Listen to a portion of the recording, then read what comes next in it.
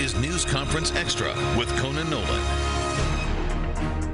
Good morning and welcome to News Conference Extra, a special segment of Today in LA Weekend. Joining us from Washington is Chuck Todd, host of Meet the Press, which airs every Sunday morning at 8 o'clock. So, Chuck, in an hour, we're going to be talking with Karen Bass, chair of the Congressional Black Caucus, about the reform measures that were introduced this past week. I noticed, though, that Joe Biden, Nancy Pelosi, and Congresswoman Karen Bass were quick to disassociate themselves from the defund police movement. Talk about the peril of these reforms that have been introduced being the message being lost amidst the progressive wing of the party seeking to essentially get rid of the budgets for police departments across the country. Well, and look, and there's some polling that indicates that even when voters know what the phrase means, defund the police, that it's not about getting rid of police departments, it's about redirecting money to other social services, there's not majority support for that, even as there is majority support for police reform. But when people start to hear this would mean cuts in the police, then you start to see the numbers shift a little bit. So, look, you brought up Karen Bass. Jim Clyburn was on with me earlier this week on the cable show, and he said if this movement gets hijacked by people saying that phrase, and then he spent a good 2 minutes not only denouncing the use of that phrase defund the police, but then praising a bunch of local police departments in his congressional district, that when they've been asked to step up, they've stepped up on reform and things like that. So it is, I think you're right, I think the whole bunch of leadership of the Democratic Party saw that phrase, saw concerns about it, and the fact that they're basically the entire Democratic mainstream wing of the Democratic Party is on the same page on this, I do think will help mitigate the ability for Republicans to exploit this somewhat. But I tell you, I heard from a Trump operative earlier today who said, see this picture of Seattle? We're going to call these Biden cities if he gets elected. This will happen in every city in America. So they think there's some political opportunity here in this specific message and in the overall message that somehow Democrats don't want to control the cities. Axios has a report. They've taken a look at the new book coming out by former National Security Advisor John Bolton, who they said took copious notes in every meeting on legal pad after legal pad. The White House never got those notes when he left, and that's the subject of his book, which talks about more impeachable acts. But at this point, does it matter?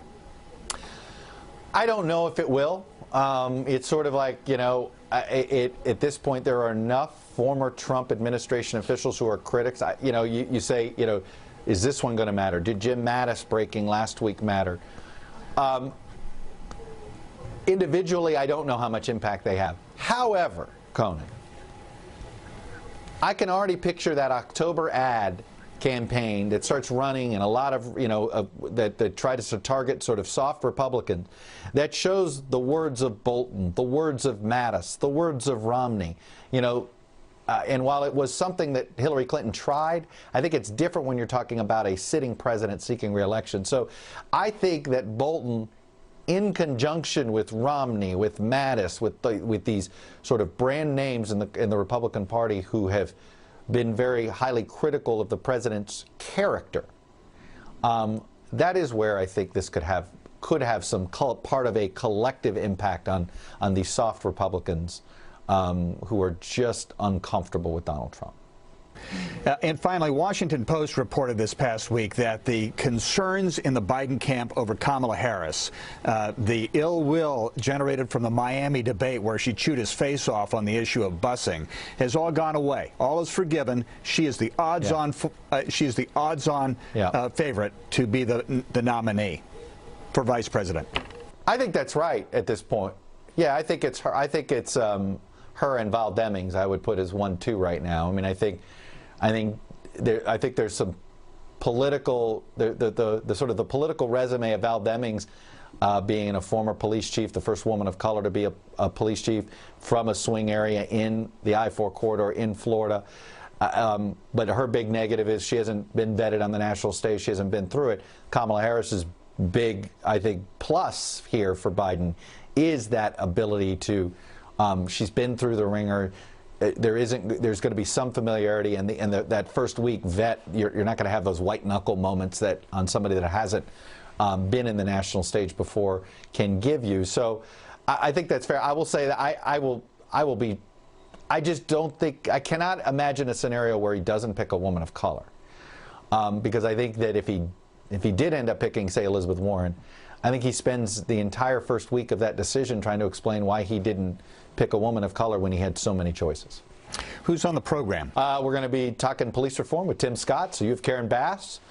You got the Democratic, who's leading the effort in the Democratic bill, Tim Scott leading on the Republican bill. So viewers out in L.A. are going to get sort of, there's more overlap between them than I think people realize, and you'll get a good taste of that with both of our programs. And then Bob Gates, former defense secretary for Obama and Bush.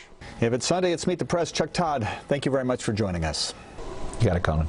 Meet the Press again airs every Sunday morning at 8 o'clock. On NBC4's News Conference at 9 o'clock, we do a talk with Congresswoman Karen Bass.